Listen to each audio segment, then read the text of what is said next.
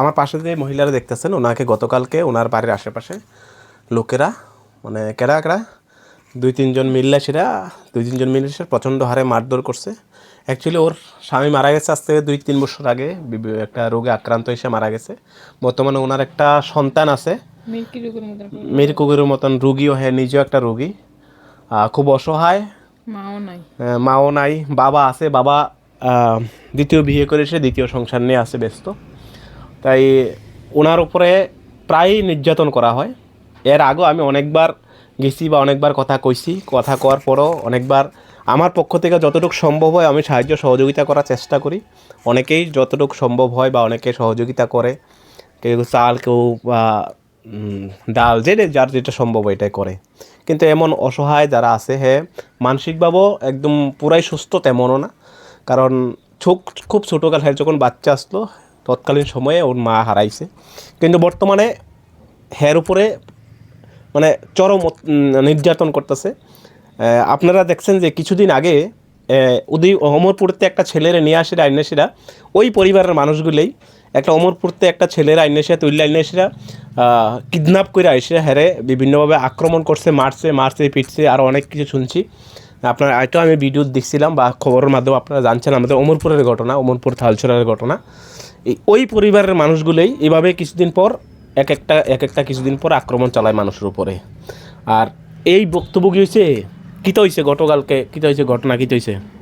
একজন মহিলা এসে যে নাম কিতা, মহিলার নাম কিতা? আমি তো চিনি না, আমার জিজ্ঞাসা অমুক রুস্তমের বাড়ি কোনটা, তো আমি বাড়ির ঠিকানা দিয়া দিছিলাম আমারে। তারা লগে বাড়িতে আয়া পড়ছে যে আমার বাড়ির পাশের মহিলা জিজ্ঞাসা, আমি বলে মহিলার গালিগালা করছি। আমি কইছি গালিগালা করলে আপনারা তারারে জিজ্ঞান নিলে আমারে জিজ্ঞাসা না। তো আরো তারা মারছে কেডা আক্রমণ করছে? কালি নাজমা, আমার মা, আমার বাবা, আমার ভাই, আমার সতাই ভাই, আমার ভাই, আমার সতাই মা, তারা সবাই মিলে আমার মারধর করছে। আমার এদিকে তিতাপুরা, আমার পুরা রান টান পুরা তিতাপুরা আমার এই মোটা লাঠি দিয়ে ফিটে সারছে। আমার মাথার মধ্যে 2টা শিলি আছে, 10-12 দিন আগের শিলি আছে, আমার মাথার চুলো ধরে ফিরছে আমি আর লড়তাম পারছি না। তারা আমি বলে মারছি, কারণ তারা 5 জন, আমি হচ্ছি একজন। আমার মাথা তো শিলি আছে। মাথা শিলি কে রে? মাথা শিলি কিতেছে? আমার কিছুদিন আগে মিরকি রোগের মতন রোগটা উঠতে আমার বোনের বাড়ি নতুন বাজার গেছি, ঘরের দুয়ারে ফুয়াইরা মাথা ফাইটটা 3টা শিলি লাগছে। নতুন বাজারতে তারা হসপিটালতে নিয়ে শিলি দিয়ে আনছে। তো এখন এই শিলিটা এই জায়গার মধ্যে, তো আমি তার মাথা লাগেও চলতে পারি না, কাজ কাম ওখানে করতে। কে মারছে কে বিশেষত কয়জনে মারছে, কেডা মারছে? একজন হচ্ছে নাজমা পাশের বাড়ির মানুষ, ঘরের। আচ্ছা, নাজমা কিছুদিন আগে যে একটা অমরপুরতে একটা ছেলে কিডন্যাপ করে এসে তারা ঘরের ভিতরে আটক করে এসে মারপিট করছে, ওই পরিবারের যে স্ত্রী আছে, হ্যাঁ নাজমা। আর দ্বিতীয় নাজমার পরে কে? নাজমার পরে হয়েছে আমার মা রুকিয়া। হের মা মানে হের মা বলতে আপনারা আবার জানেন হের কিন্তু মা নাই, হের সতাই মা আর কি। বর্তমানে সতাই মা, ও সতাই মাই চাইতেছে সবসময় হেরে বাইর থেকে বাইর করে দেওয়ানোর লেগে। আমার কইতাছে বাড়ির জায়গাটা ছাড়তাম, আমি বলে জায়গাটা আটক করে রাখছি। এরপরে আমার বাবা ছুড়াই আসে আমার এদিকে থাবড়াইছে লাঠি দিয়ে এদিকে মারছে আরো অনেক প্রাইভেট এরিয়া তো মারছে, এদিকে যেগুলো দেখানো সম্ভব না।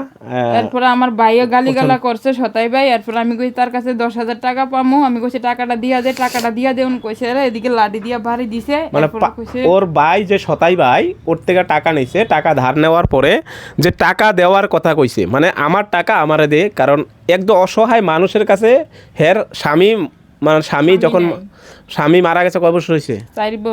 4 বছর হয়েছে স্বামী মারা গেছে। একটা মেয়ে আছে 8 বছর, একটা মেয়ে আছে, বাচ্চা আছে একটা মেয়ে 8 বছর। এটা কাজ কাম করে খাই। আচ্ছা, তো এই অবস্থায় হের উপর আক্রমণ করছে, প্রতিনিয়ত আক্রমণ করতেছে। এর আগে অনেক ঘটনা, প্রতিদিন ঝগড়াঝাটি, মানে অশ্লীল ভাষায় গালিগালাজ, বিভিন্ন ধরনের ধমকি। গতকালকে 1 কেজি চালও দেয় না। গতকালকে রাত্রে কি সারা রাত গালিগালাজ করছে। আমার ভাই সতাই ভাই আইতে লাড়ি টুকাইছে, আমারে বলে ঘরে আইয়া মাইরা লাইব, মানে রাত্রে হেরে মাইরা লাইব। ঠিক আছে, আমার বড় বোনের কাছেও কইছে, বড় বোনে জিজ্ঞেসে কিতে হইছে, আমার বড় বোনেরও কইছে তোর বোনের আমি ঘরে যাইয়া মাইরালাম।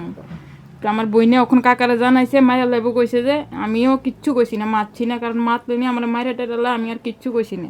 আচ্ছা যাক, এবার কত হইছে রাজ্যে আইন কিংবা প্রশাসন আছে কিনা আমার প্রশ্ন। আমি জানাইছি, যদিও থানাতে জানাইছি, এসডিপিও স্যাররাও আমি জানাইছি বিষয়টা। গতকালকে আমি রাত্রে জানছি, যদিও আমার পক্ষে সম্ভব হচ্ছে না। যখন কোন একটু আগে আমার বাড়িতে জানানো আইছে, আমি যদিও বাড়িতে আসলাম না, এ দেখি ব্যথায় প্রচণ্ড ব্যথা, এমন ইয়েও নাই, হসপিটালে যাওয়ার মতন টাকা পয়সাও নাই। এই অবস্থায় ও আয়েসিরা ফিট হয়ে পড়ে আছে আমার বাড়িতে। জাস্ট কল্পনা করেন। প্রশ্ন রইল প্রশাসনের কাছে, প্রশাসন কী চাইতেছে দেখেন। একটা অসহায় মানুষ, যার কেউ নাই দেখার মতন, হের রেগার কার্ড নাই, সব কিছু নাই। আমার নিজের রেগার কার্ড আমি হেরে দিয়ে দিছি। হ্যাঁ, আমার রেগার কাজটা করে যত টাকা আইয়ে, অন্যর কাজ করলে, অন্য রেগার কাজ করলে তো অর্ধেক মনে করেন 2000 টাকা পাইছে, 1000 টাকা মালিকে নেয়, 1000 টাকা হ্যাঁ নেয়। কিন্তু আমি আমার সম্পূর্ণ রেগার কার্ড টাকা দিয়ে দিয়েছি। যদি 1900 টাকা ঢোকে, আমি নিজে 2000 মিলিয়ে দিই। মানে আমি নিজে তারও 150 টাকা বেশি বাড়াই, সেটা আমি সবসময় দেওয়ার চেষ্টা করি। কারণ একজন অসহায় মানুষ, এর পাশে আমরা দাঁড়ানো দরকার। হ্যাঁ, মানুষের মধ্যে বিভ্রান্ত থাকতে পারে, মানুষের মধ্যে কথা নাই মিলতে পারে, বাক বতন্ড থাকতেই পারে। এর অর্থ না একজন অসহায় মানুষের উপরে আক্রমণ করে, একটা মানুষের উপরে বারবার নির্মম অত্যাচার করা। হের স্বামী মারা গেছে 4 বছর হয়েছে। হ্যাঁ, নিজে একজন রুগী, মির্কি ব্যারাম যেটা কয়, আমরা বাসায় যেটা কয় মির্কি ব্যারাম। হের একদম ছোট্টকাল থেকে সেটা মা হারাই গেছে গা, তারপরে দিয়া বিবাহ হয়েছে, স্বামীও কিছু যে কোনো একটা রোগে মারা গেছে। তো এমন অসহায় মানুষগুলি প্রতিদিন এই সমাজে অত্যাচারিত হয়, নির্যাতিত হয়, কিন্তু সমাজ চুপ, আমরা কেউ কথা কই না।